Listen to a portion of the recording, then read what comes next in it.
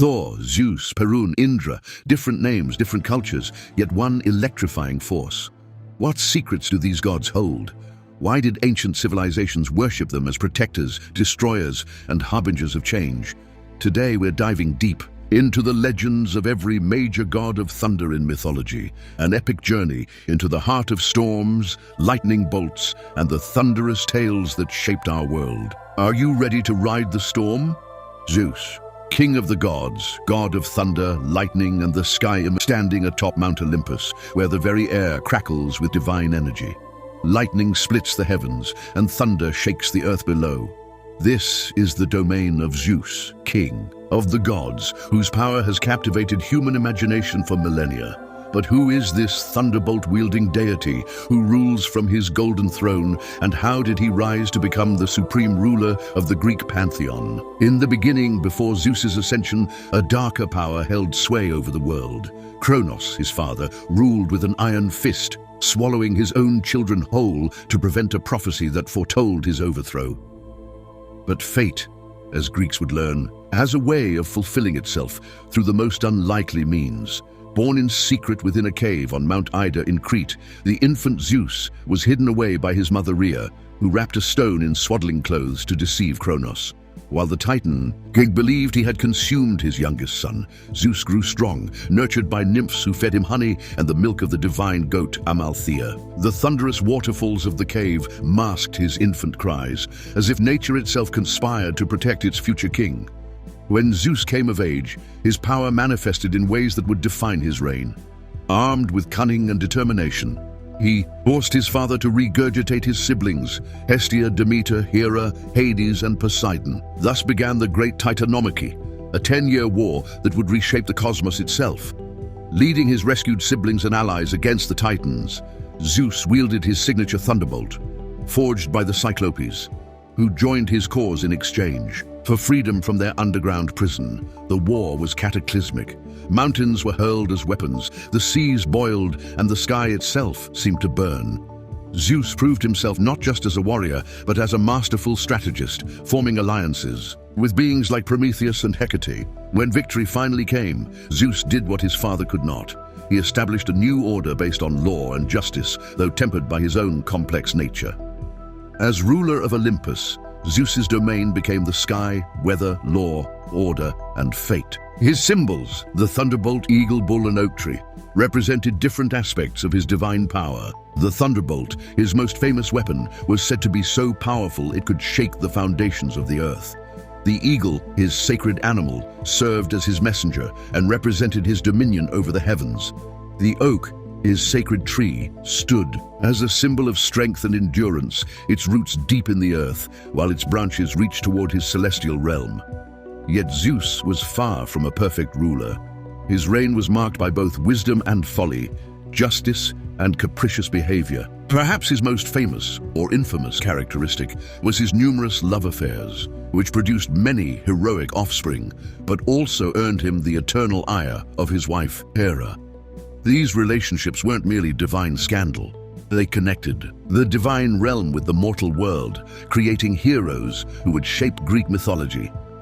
Consider the tale of Zeus and Europa, a Phoenician princess whose beauty caught the god's eye.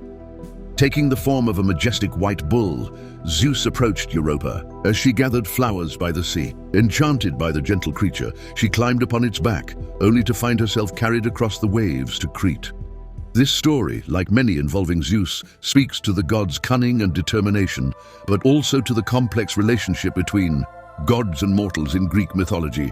Or take the story of Zeus and Semele, mother of Dionysus. When Semele, manipulated by a jealous Hera, asked to see Zeus in his true divine form, he was bound by oath to comply. Though he knew it would prove fatal to her, Zeus revealed himself in full glory, and Semele was consumed by divine fire. Yet Zeus saved their unborn child, sewing the fetal Dionysus into his own thigh until the time came for birth. This tale reveals both Zeus's binding adherence to oaths and his capacity for creative solutions to impossible situations. But perhaps most revealing is the story of Zeus and Lycaon, king of Arcadia. When Lycaon doubted Zeus's omniscience, he served the god human flesh at a banquet to test him. Zeus's response was swift and terrible. He transformed Lycaon into a wolf and destroyed his palace with a thunderbolt. This tale demonstrates Zeus's role as upholder of divine law and hospitality, showing that even kings must respect divine authority. Zeus's influence extended far beyond Mount Olympus. As father of gods and men, he was seen as the source of divine law, wisdom, and justice. Kings claimed their right to rule through Zeus and his oracles, particularly at Dodona, where priests interpreted the rustling of sacred oak leaves, were consulted on matters of state and personal importance. The god's presence was felt in every thunderstorm, and Greeks would look to the sky for his omens. A thunderclap from a clear sky was seen as Zeus's direct intervention in human affairs. Farmers prayed to him for rain, travelers for fair weather, and leaders for guidance. His name was invoked in oaths, and breaking a promise made in Zeus's name was considered one of the gravest offenses. What made Zeus particularly fascinating was his role as a father figure to both gods and mortals.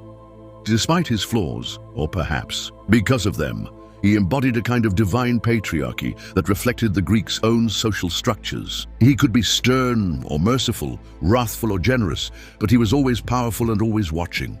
In the end, perhaps that's why his story has endured. In Zeus, we see reflected both the heights of divine power and the all-too-human frailties that make even gods relatable. Ancient Greek proverb, "Even Zeus cannot please everyone." Thor, god of thunder, storms, and strength. Across the 9 realms of Norse mythology, no sound strikes more awe into the hearts of gods and mortals alike than the rolling thunder of Mjolnir, the mighty hammer of Thor. When storm clouds gather and lightning splits the sky, the ancient Norse people knew. The son of Odin rides forth, but who is this god that commands the very storms themselves? What power flows through his veins that can shake the foundations of Yggdrasil, the world tree? Born to Odin, the All-Father, and Jörd, the personification of Earth itself, Thor emerged as a being of unprecedented might.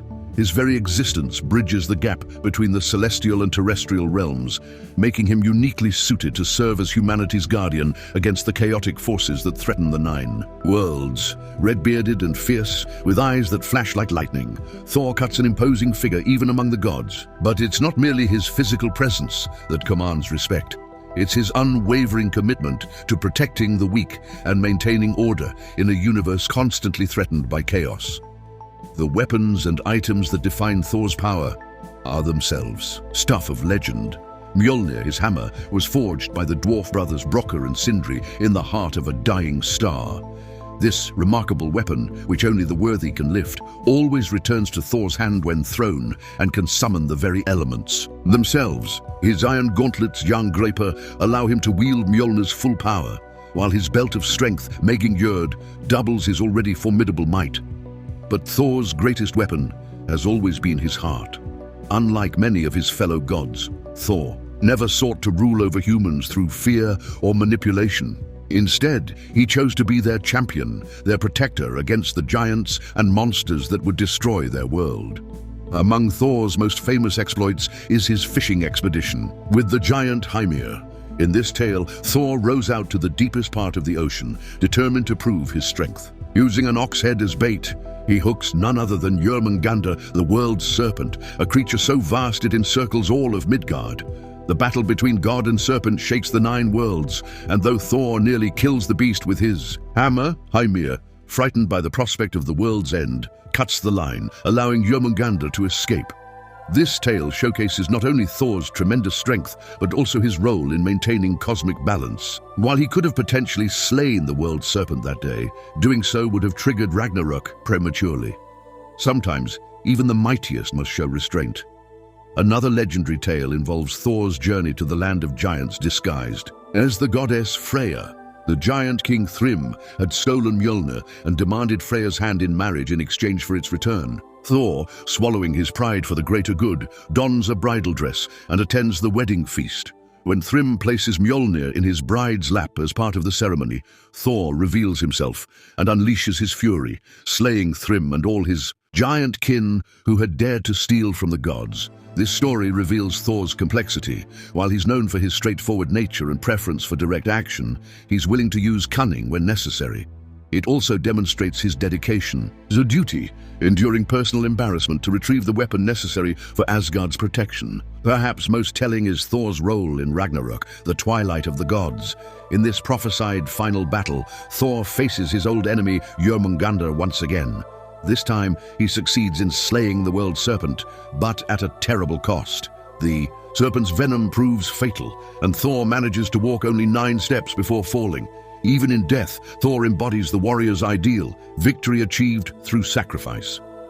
Thor's influence extended far beyond the realm of myth. Across Scandinavia, his symbol, the hammer, was worn as an amulet for protection and good fortune.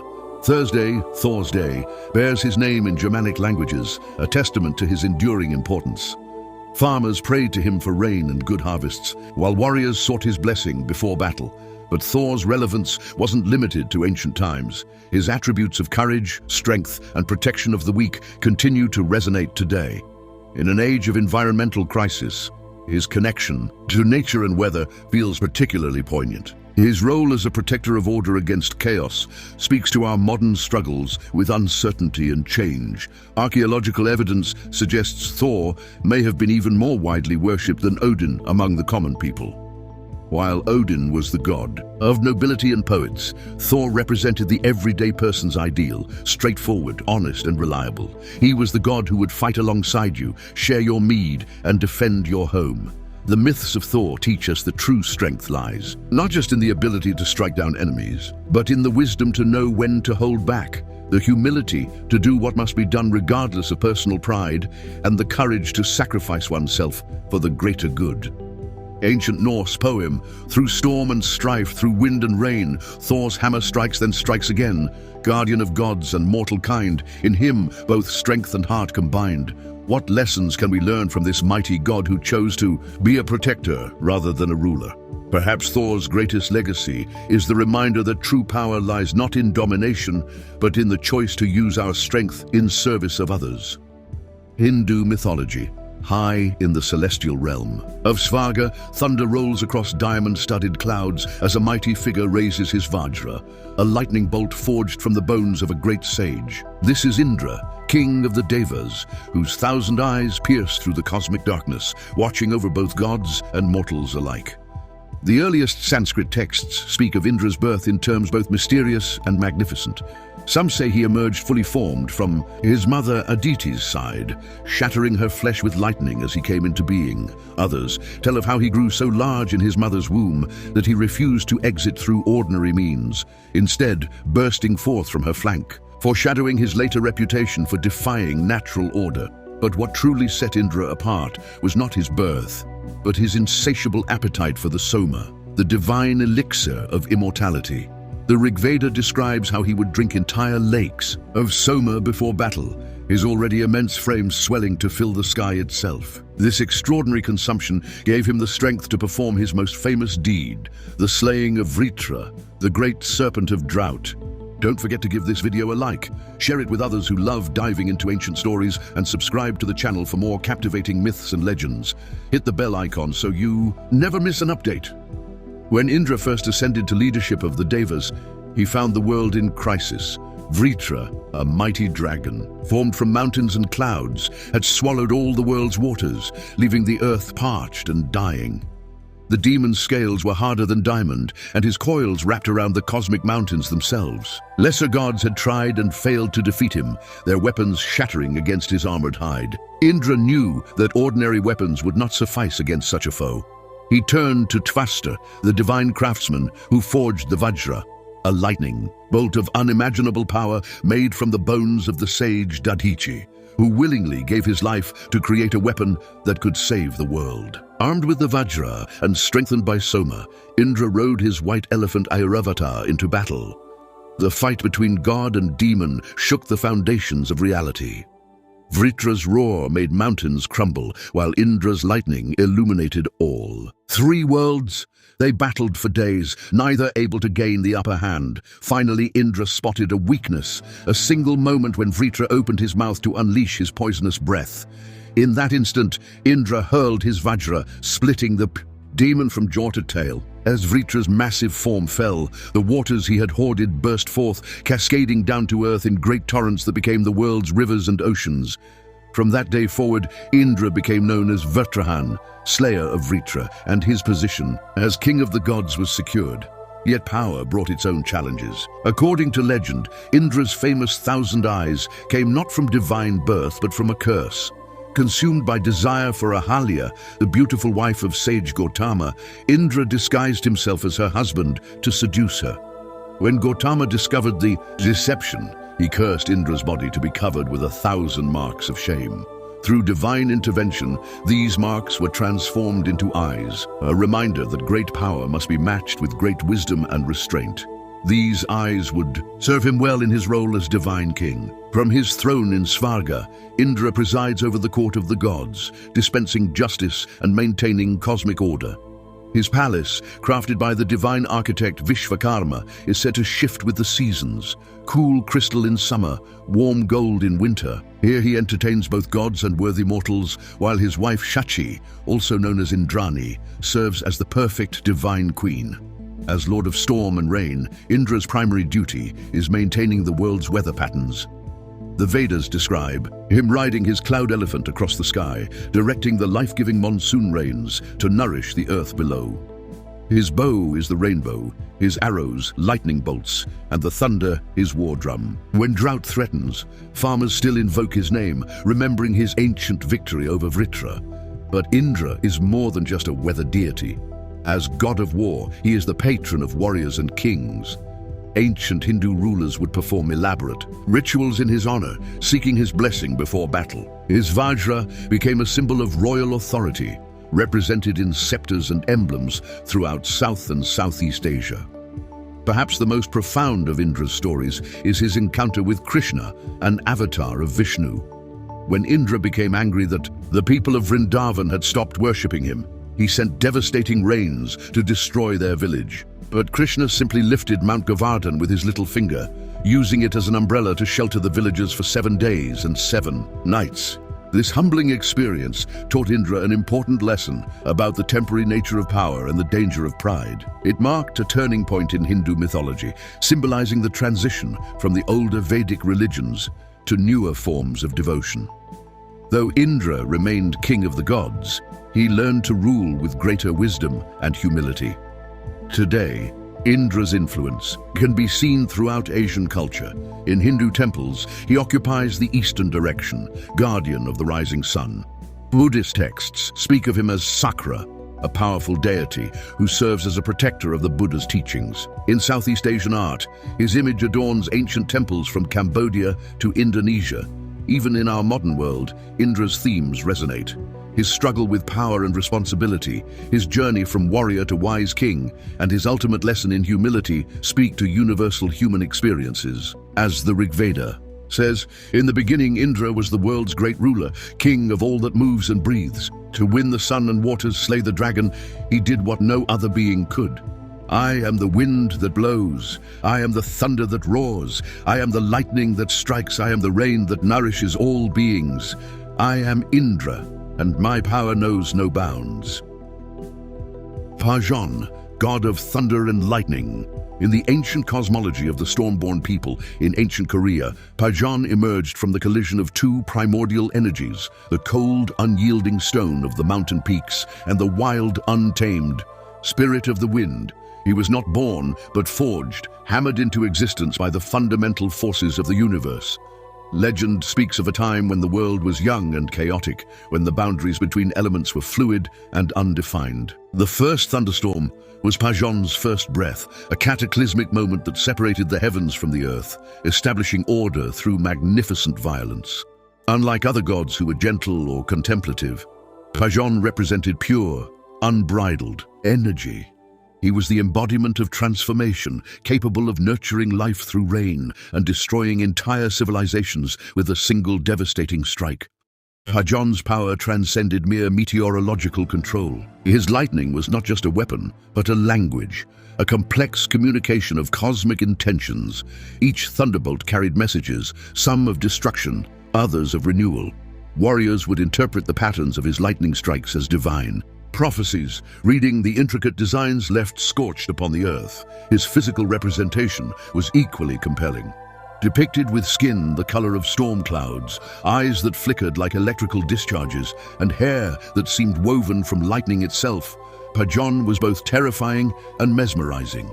He wore a cloak made of thunderclouds, which shifted and rumbled with his every movement. The symbols associated with Perun were profound: the double-headed axe representing simultaneous creation and destruction, the ram symbolizing raw power and leadership, and the spiral representing the cyclical nature of energy. Donar, god of thunder.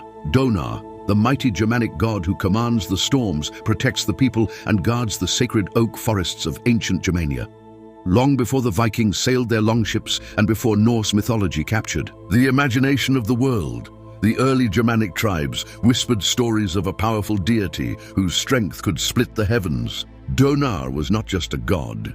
He was the embodiment of raw, elemental power, a protector who stood between humanity and the chaotic forces of nature. In the primordial landscape of ancient Germania, where dense forests stretched beyond the horizon, and rugged landscapes echoed with mysterious energies, Donar emerged as a fundamental force of creation and protection. Unlike the later Norse interpretation of Thor, Donar represented something more primal, a direct connection between the natural world and human survival. Born from the deep traditions of Germanic tribal cultures, Donar was more than a mythological figure. He was a spiritual manifestation of the tribe's understanding of power, strength, and protection.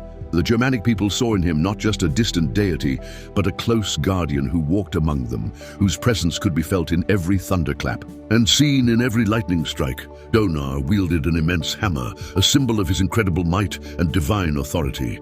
And subscribe to the channel for more captivating myths and legends. Hit the bell icon so you never miss an update.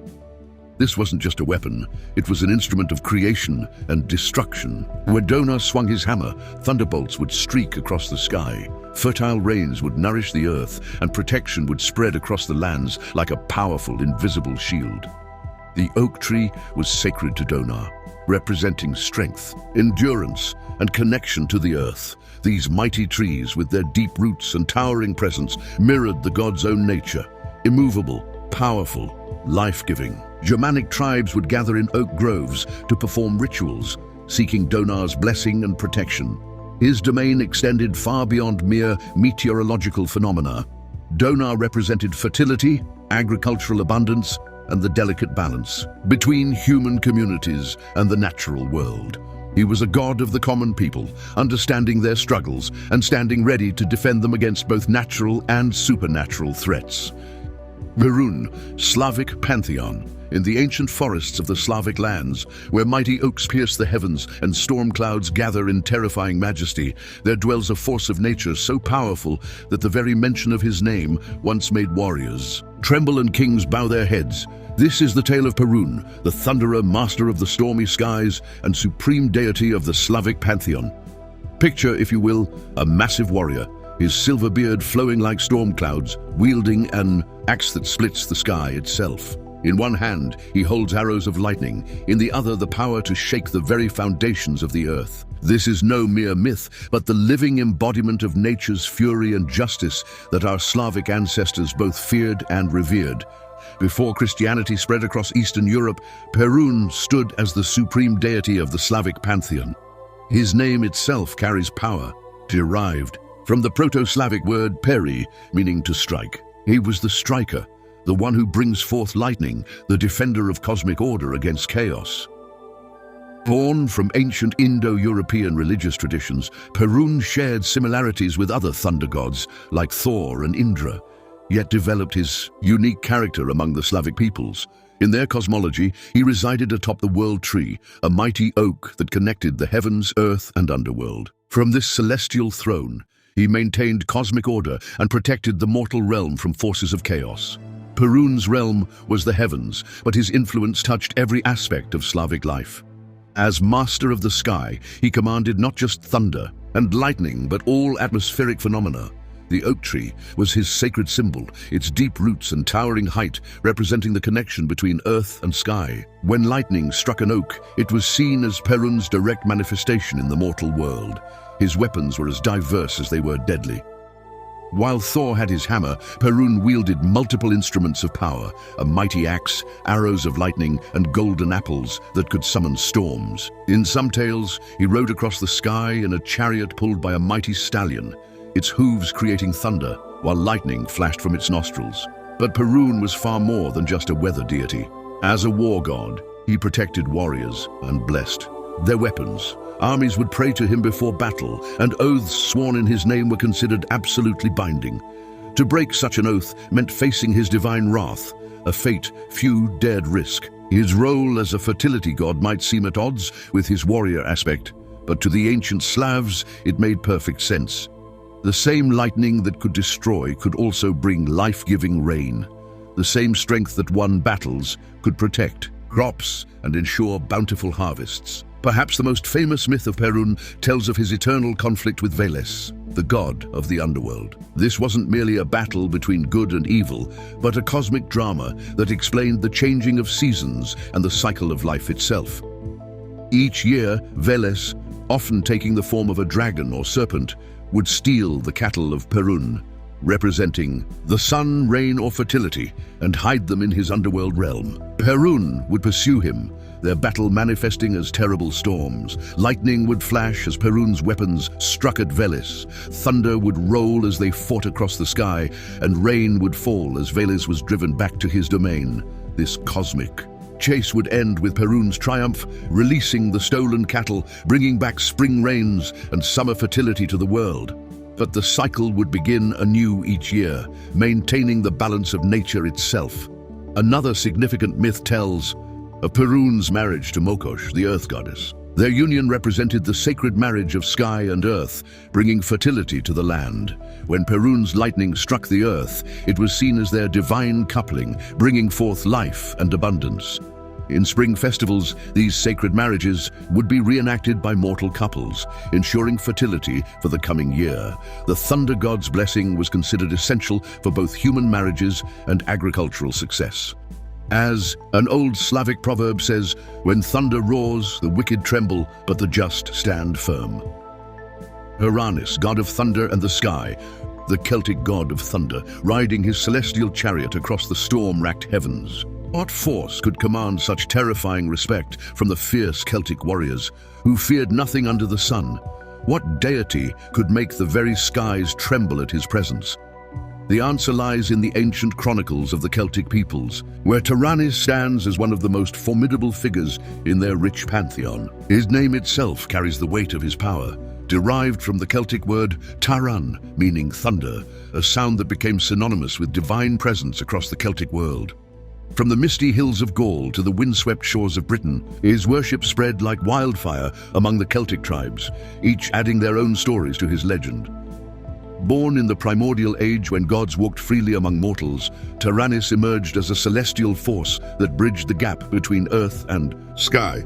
Unlike the Greek Zeus or Norse Thor, who were born of other deities, Tyrannus's origin story speaks to the Celtic belief in the raw, untamed power of nature itself.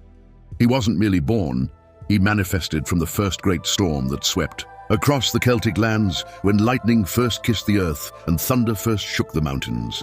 The ancient Gauls saw him as more than just another deity. They recognized him as part of the sacred triad of their pantheon, alongside Esus, the master of woodlands, and Teutates, the protector of tribes. This trinity represented the fundamental forces that governed their world: sky, earth, and community. Tyrannus, as master of the heavens, held particular sway over the changing seasons and the life-giving rains that nourished their crops. Picture, if you will, a figure of impossible grandeur, Tyrannus astride his mighty chariot, drawn by white horses that gallop across storm clouds. In his right hand, he brandishes the double-headed hammer, symbol of his dominion over both creative and destructive forces of nature. The wheel in his left hand, eternally spinning, represents the cycle of seasons and the turning of the cosmic order itself. His appearance struck awe into mortal hearts, crowned with a winged helmet that caught the lightning's gleam. his flowing beard reminiscent of storm clouds themselves. The Celts depicted him with powerful arms capable of hurling thunderbolts across vast distances, yet his eyes held the wisdom of ages. His laughter was the rolling thunder, his anger the devastating storm, and his tears the life-giving rain that sustained their world. But Taranis' powers extended far beyond mere weather control. As keeper of cosmic order, he maintained the delicate balance between chaos and harmony. His wheel symbol, found carved on countless ancient stones across Europe, represented not just the sun's journey, but the cycle of life, death, and rebirth. It was said that when Taranis turned his wheel, the seasons themselves would change, and the very fabric of reality would respond to his will. Among the most celebrated tales of Taranis is the story of the Great Drought. As the legend goes, a powerful demon named Sithril had stolen the rain clouds and hidden them in the other world, causing devastating drought across the Celtic lands. For months, crops withered, rivers ran dry, and the people suffered. When their prayers reached Taranis, he mounted his chariot and pursued Sithril through 9 worlds and 7 skies. Their battle shook the foundations of creation, each clash of their weapons creating new constellations in the night sky. Finally, atop the highest mountain in the otherworld, Taranis struck Sithril with his hammer, shattering the demon's form into 1,000 pieces that became the first lightning bolts. The freed rain clouds returned to the mortal world, and Taranis established the natural order of storms and seasons that continues to this day. Another tale speaks of the testing of the warrior, where a young Gaulish chief named Brennus sought Taranis' blessing before leading his people into battle. Taranis appeared to him not as the magnificent storm god, but as an old man seeking shelter on a stormy night. When Brennus showed kindness and shared his meager supplies with the stranger, Taranis revealed his true form and blessed the chief. With the power to hear thunder's warnings, a gift that would save his people countless times in the years to come. Perhaps most fascinating is the legend of the Thunder Oak, where Taranis taught humanity the secret of sacred trees. According to this tale, he chose certain oaks to serve as conduits between the mortal world and the divine realm. These trees, when struck by lightning, didn't burn, but instead became charged with celestial energy. The Druids, Celtic priests, would gather around these thunder-touched oaks to commune with Taranis and learn the mysteries of nature. The worship of Taranis was no simple matter of quiet prayer. His followers conducted elaborate ceremonies at hilltop sanctuaries where enormous wheels would be set ablaze and rolled down slopes, mimicking the god's celestial journey across the sky. These fire wheels became symbols of purification and protection, their burning path blessing the lands they touched. The Romans, upon encountering this powerful deity, often equated him with Jupiter, though this comparison barely scratched the surface of Taranis' complex nature. His influence was so profound that even after Christianity spread through Celtic lands, stories of Taranis survived in folklore, with some of his attributes merging with tales of saints and local legends. The Celts believed that Taranis' presence could be felt most strongly during summer storms, when the air crackled with electricity and the sky seemed alive with power. Warriors would raise their weapons to the storm clouds, seeking his blessing before battle. Farmers would listen intently to the first thunder of spring, believing its direction would foretell the success of their crops. Taranis' influence extended far beyond religious ceremony. His association with the wheel symbol helped advance Celtic technology, as wheels came to represent both spiritual and practical progress. The Celtic peoples became renowned for their wheeled vehicles and chariots, skills that would serve them well in both peace and war. The god's role as keeper of divine order also influenced Celtic law and justice. Just as Taranis maintained balance in nature, Celtic judges strove to maintain balance in society. Many legal proceedings were conducted in open-air sanctuaries, where it was believed Taranis could witness and approve of the proceedings. As the old Druids would say, in the thunders, voice lies wisdom, in the lightning's flash lies truth, and in the rain's blessing lies life itself, a testament to the enduring legacy of Celtic wisdom and their profound understanding of the natural world. Raijin, god of thunder and storms, in the darkest storms that rage across Japan's ancient skies, when thunder crashes like 1,000 drums and lightning splits the heavens, the people whisper one name with reverence and fear: Raijin. For in these moments of nature's fury, They know the fearsome god of thunder rides his cloud chariot across the firmament, beating his ring of drums to create the symphony of storms that has echoed through Japanese mythology for countless generations. Raijin, the thunder god, known also as Raiden, the master of lightning and storms. Picture, if you will, a being of otherworldly presence, a muscular deity, with skin the color of storm clouds, adorned in the garments of celestial warriors. Around him float an array of drums called taiko, each representing a different aspect of nature's percussion. His fearsome visage is marked by sharp fangs and intimidating horns, yet in his eyes burns the wisdom of countless ages. In one hand, he clutches drumsticks made from storm-hardened wood. In the other, he holds lightning itself. But how did such a magnificent being come to be? Don't forget to give this video a like, share it with others who love diving into ancient stories, and subscribe to the channel for more captivating myths and legends. Hit the bell icon so you never miss an update. But how did such a magnificent being come to be? The answer lies in the primordial chaos of creation itself.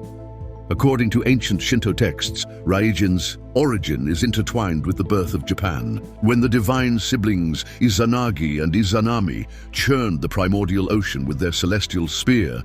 The first drops that fell from its tip created not just the Japanese archipelago, but also birthed numerous gods. Among these deities were Raijin and his eternal brother companion, Fujin, the god of wind. Some legends speak of a different birth, that Raijin emerged from the rotting body of the first woman, Izanami, in the underworld. As her spirit decomposed in the land of Yomi, from her body sprang forth the elemental forces that would shape the world. From her thunder emerged Raijin, ready to command the storms that would water the earth and cleanse the skies. The power of Raijin extends far beyond mere thunderclaps and lightning bolts. He is the master of the rain that nourishes rice fields, the force that cleanses the air of disease, and the mighty voice that warns mortals of heaven's displeasure. His drums. Oh, his magnificent drums are said to contain the very essence of different storms. The larger drums produce thunder that shakes the earth, while the smaller ones create the gentle rumblings of spring showers. But Raijin's most fascinating attribute is his unpredictable nature, mirroring the storms he commands. Like lightning itself, he can be both destructive and beneficial, terrifying and nurturing. Japanese farmers have long prayed to him for rain to water their crops, while simultaneously fearing his wrath should he send too much. One of the most celebrated tales of Raijin's power takes place during the attempted Mongol invasion of Japan in the 13th century. As Kublai Khan's mighty fleet approached Japanese shores, the skies darkened with unprecedented fury. Raijin, it is said, rose to protect the islands he had helped create. The kamikaze, the divine wind that destroyed the Mongol fleet, was believed to be the combined effort of Raijin and his brother Fujin, showing that even mighty empires must bow before the power of nature's gods. Another lesser-known but equally compelling story tells of Raijin's encounter with a humble farmer during a great drought. The farmer, desperate to save his dying crops, climbed the highest mountain in his village and played a drum rhythm he had heard in a dream. The sound reached Raijin's ears, and so impressed was he by the mortal's dedication and skill that he taught the farmer the sacred rhythms that would call the rain when needed. From that day forward, the village never suffered from drought again, though they were careful to use this knowledge wisely, lest they incur the thunder god's wrath. Perhaps the most intriguing aspect of Raijin's mythology is his complex relationship with children. Japanese parents traditionally tell their children to hide their belly buttons during thunderstorms, fearing that Raijin has a particular fondness for children's navels. This seemingly bizarre warning speaks to the god's dual nature, both playful and threatening, much like the storms he commands. The thunder god's influence extends deep into Japanese culture, art, and daily life. His image appears in countless temples and shrines, most notably at Kyoto's Kaninji Temple, where a magnificent ceiling painting depicts Raijin and Fujin locked in an eternal dance of elemental forces. This masterpiece, created by Tawaraya Sotatsu, captures the raw energy and divine majesty that Japanese artists have long associated with the thunder god. As an ancient Japanese proverb states, even the mightiest thunder begins as a simple spark. Like Raijin's drums, This wisdom reverberates through time, reminding us that the most powerful forces in our world and in ourselves often arise from the most humble beginnings. Lei Gong, god of thunder. In the vast tapestry of Chinese mythology, there exists a being whose very name makes mortals tremble. When storm clouds gather and lightning splits the sky, the ancient Chinese whisper his name in reverence. Lei Gong, the Duke of Thunder. But unlike the majestic Thor of Norse legends or the mighty Zeus of Greek mythology, Lei Gong appears as something far more primal. A being of raw elemental fury, with the head of a bird, claws like talons, and wings that beat like drums against the storm clouds. Picture, if you will, a time when the world was young, and the line between gods and mortals was as thin as morning mist. In those days, Lei Gong stood among the most fearsome of heaven's enforcers, wielding his thunder mallet and chisel with terrifying precision to punish those who had wronged both gods and men. Lei Gong's origins stretch back to the primordial, a chaos of Chinese creation myths. Born from the same cosmic forces that shaped the universe, he emerged as one of the oldest deities in Chinese mythology. Unlike many gods who were once mortal heroes elevated to divine status, Lei Gong was always divine, always otherworldly, a force of nature given consciousness and purpose. The ancient texts speak of his appointment by the Jade Emperor, ruler of heaven, who saw in Lei Gong the perfect instrument of divine justice. With his distinctive appearance, the beak of a crow, the wings of a bat, and the claws of an eagle, Lei Gong was fashioned to be both terrifying and efficient in his sacred duty. In his hands, Lei Gong wields tools that have become legendary. His primary weapon, the thunder mallet, creates the boom that mortals hear as thunder, but it's his chisel that truly strikes fear, a divine tool used to mark those destined for heavenly punishment. Around his waist, he carries a chain of drums, each beating with the rhythm of the storm. Perhaps most fascinating is his collection of mirrors. These aren't ordinary reflecting surfaces, but divine instruments that allow him to peer into the hearts of mortals, revealing their darkest secrets and hidden sins. It's said that when lightning flashes across the sky, it's Lei Gong using these mirrors to search for wrongdoers. Among the most famous stories of Lei Gong is the tale of the Great Drought. During a time when a corrupt official hoarded grain while his people starved, Lei Gong took particular interest. For days, the sky remained clear, giving the official a false sense of security. Then on the night of the harvest moon, Lei Gong descended with such fury that the granaries were split open by lightning, revealing the official's greed to all. The people received their due, and the official met his fate beneath Lei Gong's thunder mallet. Another legend tells of Lei Gong's pursuit of a shape-shifting demon who had been terrorizing a village. The demon could hide in any form, but it couldn't escape Lei Gong's divine mirrors. Through 9 days and nights, Lei Gong chased the demon across China, their battle creating the great gorges and valleys we see today. Finally, with a strike that shook the earth, Lei Gong revealed the demon's true form and delivered heaven's justice. Yet Lei Gong is not alone in his divine duties. He leads a household of weather deities known as the Lei family. His wife, Dian Mu, the mother of lightning, illuminates the sky with her dazzling mirrors. Together, they coordinate their powers, Lei Gong's thunder following Dian Mu's lightning in an eternal dance of celestial power. Their children, the Lei Zi, are minor thunder gods who assist their parents in maintaining order in the mortal realm. Each has dominion over different aspects of storms, from the gentle rumble of distant thunder to the sharp crack that splits trees. In Chinese mythology, Lei Gong maintains complex relationships with other deities. He serves directly under the Jade Emperor but works closely with Yu Shi, the Master of Rain, and Feng Bo, the Count of Wind. Together, they orchestrate the great symphonies of storms that maintain the balance of nature. One famous poem declares, "When Lei Gong's hammer strikes the sky, truth cannot hide behind mortal lies." Shango, god of thunder and lightning. In the heart of ancient Yoruba land, when lightning splits the night sky and thunder shakes the earth to its core, the old ones whisper a name that has echoed through centuries, Shango. They say his drums beat with the rhythm of thunder, and his dance moves shake kingdoms to dust. But who is this fierce deity who commands the very elements themselves? Welcome to the epic tale of Shango, the fourth Alefin of Oyo, who ascended from a mortal king to become one of the most powerful orishas, the divine spirits of Yoruba mythology. His story is one of passion, power, and the price of greatness. In the beginning, before Shango became the deity we know today, he walked the earth as a man, though never an ordinary one. Born in ancient Oyo, his lineage traced back to Oranmiyan, the first Alafin of Oyo.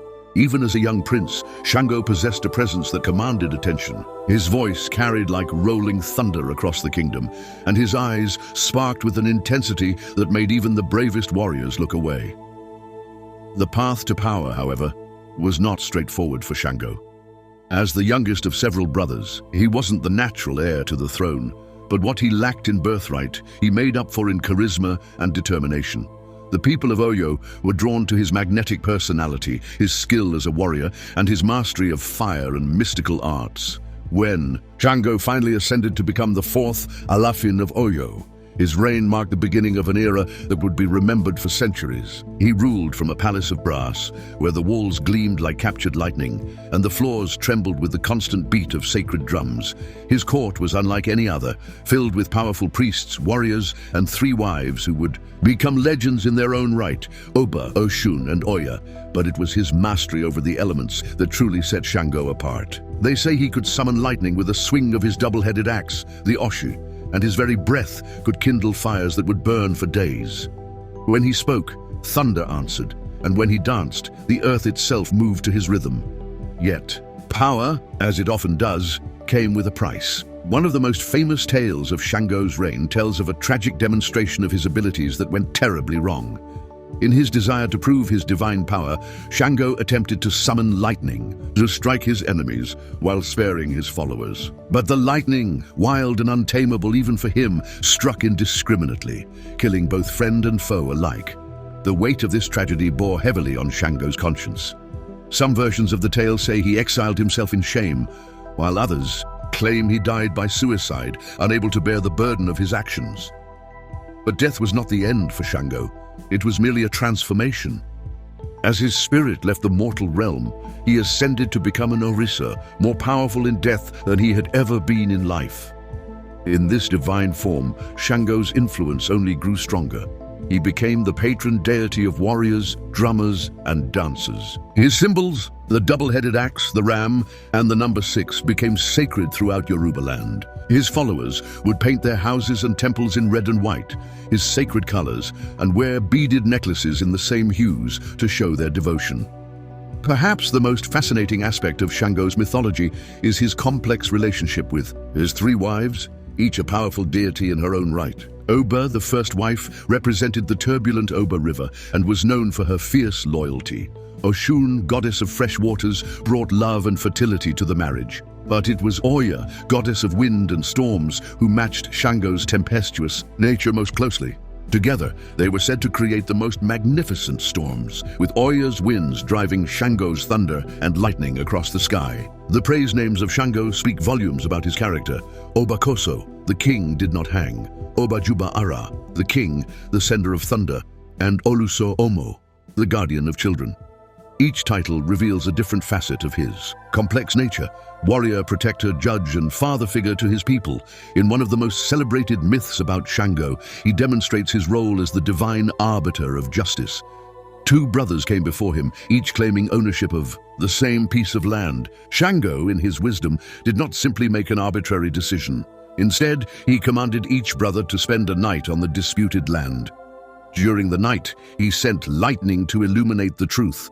The rightful owner was revealed when he alone remained unafraid of the thunder, knowing his claim was just. This story exemplifies why Shango became known as the deity of justice. His lightning was said to strike those who lied or committed crimes, particularly arsonists, thieves, and those who practiced sorcery for evil purposes.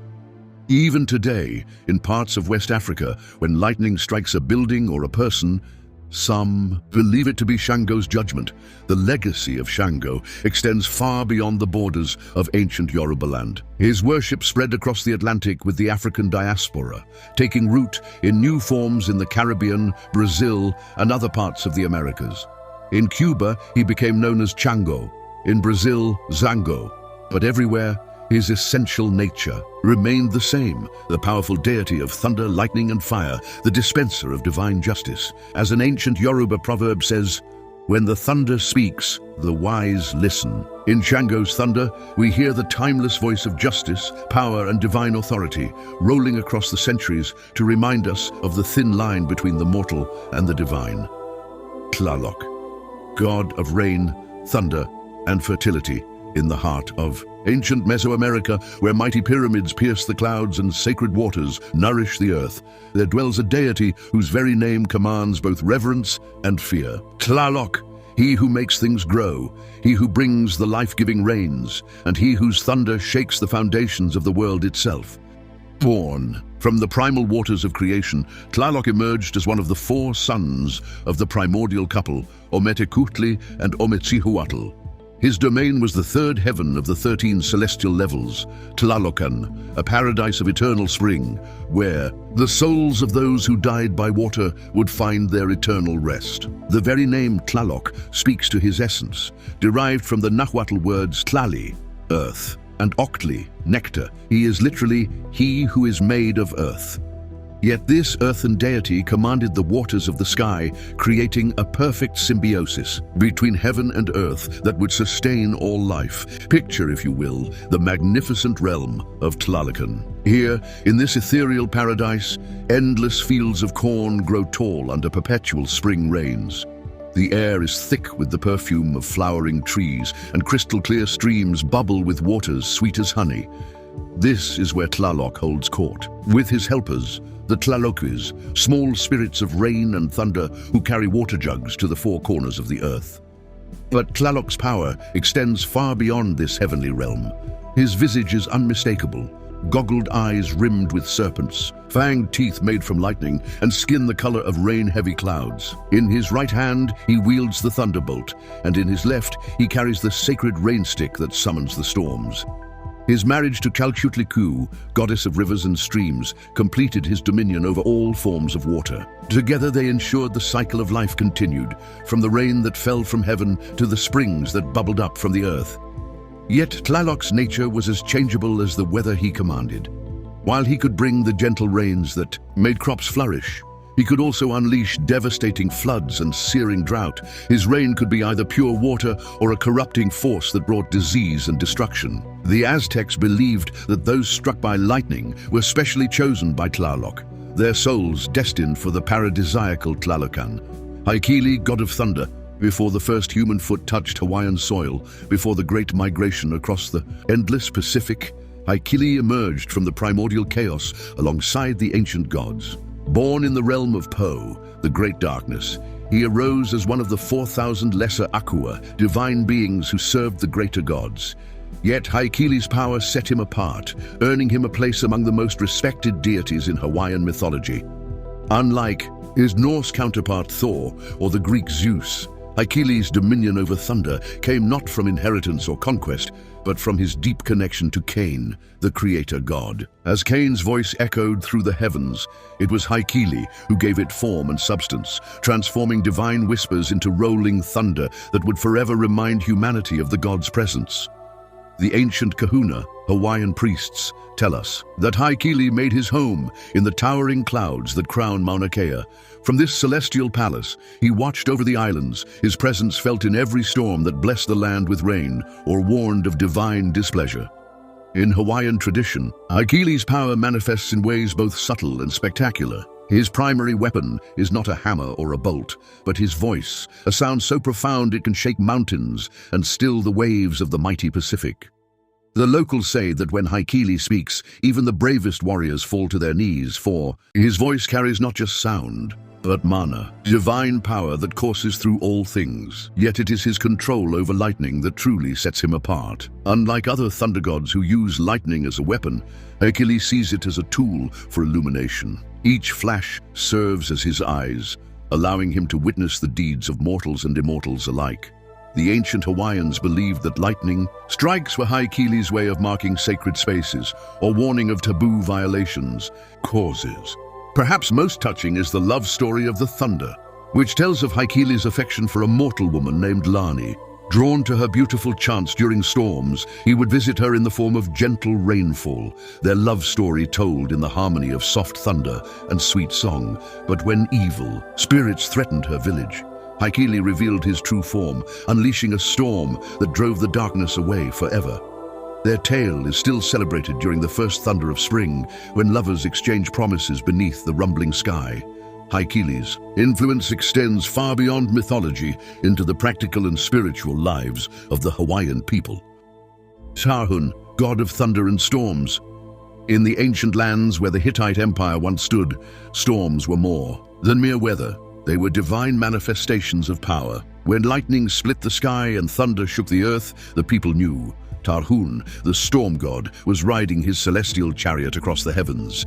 His bulls, Sherish and Harish, pulled him through the clouds, their hooves striking lightning with each step. But who was this mighty deity who commanded the very forces of nature? Welcome to the story of Tarhun, the supreme god of the Hittite pantheon, whose legacy echoes through the mountains of Anatolia even today. Before Rome rose to power, before Greece reached its golden age, the Hittites built one of the ancient world's most formidable empires. At its heart stood Tarhun, known by many names, Tarhuna, Tarhunta and Teshub among the Hurrians. Unlike the Greek Zeus or Norse Thor, who came later, Tarhun was more than just a storm deity. He was the very embodiment of divine authority and cosmic order. Born from the union of heaven and earth, Tarhun emerged in an age when the world was young and gods walked freely among the mountains. The ancient tablets tell us he appeared as a magnificent figure, tall as a mountain, with a beard of lapis lazuli and eyes that flashed like lightning. In his right hand, he wielded a triple thunderbolt, and in his left, he carried an axe that could split the very foundations of the earth. But power, as the ancients knew, must be earned through great deeds. In what would become one of the most celebrated myths of Hittite culture, Tarhun faced the dreaded Illuyanka. If you enjoyed exploring these fascinating mythologies, Egyptian, Slavic, Norse, Greek, Celtic, Yoruba, and Aztec, don't forget to give this video a like, share it with others who love diving into ancient stories, and subscribe to the channel for more captivating myths and legends. Hit the bell icon so you never miss an update. A serpentine dragon that threatened to plunge the world into chaos. This wasn't merely a battle, it was a cosmic struggle between order and chaos, between the forces of civilization and the primal powers that sought to unmake it. Their first encounter ended in defeat. Illuyanka, cunning and powerful, overpowered Tarhun, stealing his heart and eyes, symbols of his divine strength. But gods, unlike mortals, do not accept defeat so easily. Tarhun devised a clever plan. He arranged for his daughter to marry a mortal man, who then entered Illuyanka's lair during a feast and recovered Tarhun's stolen organs. Once restored, Tarhun confronted the dragon again. The battle that followed shook the foundations of the world. Lightning split the sky in 1,000 places, thunder rolled across the lands, and rain fell in sheets thick enough to drown armies. In the end, Tarhun's victory restored order to the cosmos and cemented his position as the supreme deity of the Hittite pantheon. But Tarhun was more than a warrior god. To the Hittite people, he was the bringer of rain, the guardian of oaths, and the protector of kingship. Farmers prayed to him for gentle rains to nourish their crops, while kings sought his blessing before going to battle. In another famous myth, Tarhun confronts his own son, Telepinu, the god of agriculture. When Telepinu vanishes in anger, taking with him all fertility from the earth, Tarhun searches the world in despair. This story reveals a more vulnerable side of the storm god, a father concerned for his child and the welfare of the world. It teaches that even the mightiest must sometimes rely on patience and reconciliation rather than force. Tarhun's influence extended far beyond the Hittite homeland. As the empire expanded, his worship spread across Anatolia and into Syria. Local storm gods were often merged with his identity, creating a complex web of religious syncretism that reflected the sophisticated diplomatic policies of the Hittite Empire. As centuries passed, echoes of Tarhun's myths influenced later religious traditions. Scholars have noted parallels between his battle with Illuyanka and other divine combat myths, such as Zeus's fight with Typhon or the Canaanite Baal's victory over Yam. His role as a supreme storm deity prefigured similar figures in later mythologies, showing how fundamental these cosmic concepts were to ancient peoples. Today, as we stand in the shadow of history, Tarhun's legacy reminds us of humanity's eternal relationship with the forces of nature. When storm clouds gather and thunder rolls across the sky, we might remember the ancient Hittites who saw in these natural phenomena the workings of their mighty storm god. The myths of Tarhun speak to universal themes: the struggle between order and chaos, the importance of keeping one's word, the delicate balance between power and responsibility. As an ancient Hittite prayer declares, "O mighty Tarhun, who rides upon the storm, whose voice is thunder, whose breath is the wind, grant us the wisdom to weather life's tempests and the strength to emerge renewed, like the earth after rain." The story of Tarhun, god of thunder and storms, may have begun in the misty reaches of antiquity, but its resonance continues to echo through time. Ishkur, Adad, god of thunder and storms. In the lands between the Tigris and Euphrates rivers, no deity inspired both such terror and gratitude as this master of storms. For in his hands lay both destruction and renewal, the power to flood entire cities or end years of devastating drought with a single thunderclap. Born in the earliest days of creation, Ishkur emerged as the son of Enlil, the supreme god of air and earth. The Sumerians knew him first as Ishkur, he who makes the earth tremble, while the Akkadians and Babylonians would later call him Adad, the thunderer. But regardless of the name whispered in prayer or shouted in fear, all understood his absolute dominion over the atmospheric forces that could make or break civilizations. Picture him astride his divine chariot, pulled through storm clouds by mighty bulls. Their hooves strike lightning from the clouds, while their breath brings forth the thunder that shakes the foundations of the earth. In his right hand, he brandishes the lightning fork, a weapon that could split mountains and set the skies ablaze. In his left, he holds the storm axe, symbol of his power to cleave the heavens and release the rains. But Ishkur was far more than just a deity of destruction. To the farmers who tilled the rich soil of Mesopotamia, he was the bringer of gentle rains and morning dew. His tears were said to feed the crops that sustained mighty empires, and his storms carried the precious moisture that transformed barren deserts into verdant gardens. The people called him Lord of Abundance and He who rides the great storm. When the gods decided to destroy humanity, it was Ishkur who commanded the storm clouds to gather. For 6 days and 7 nights, he unleashed a deluge that turned daylight to darkness. The floodwaters rose until they reached the heavens themselves, transforming the world into a vast ocean that drowned all but a chosen few. Yet even in this devastating display of power, there was purpose. For from this destruction came renewal, a chance for humanity to begin anew. This duality, destruction and renewal, punishment and blessing, lay at the very heart of Ishkur's nature. Another lesser-known but equally powerful myth tells of Ishkur's battle with the demon of drought, Kusharibu. During a time when the lands lay parched and dying, Kusharibu had stolen the rain clouds and hidden them in a mountain cave. For 7 years, no rain fell upon the earth. Rivers ran dry, and the people cried out to Ishkur for salvation. The storm god rode forth on his chariot of clouds, his bulls breathing lightning and thunder. He pursued Kusharibu through the mountains, hurling thunderbolts that split the peaks.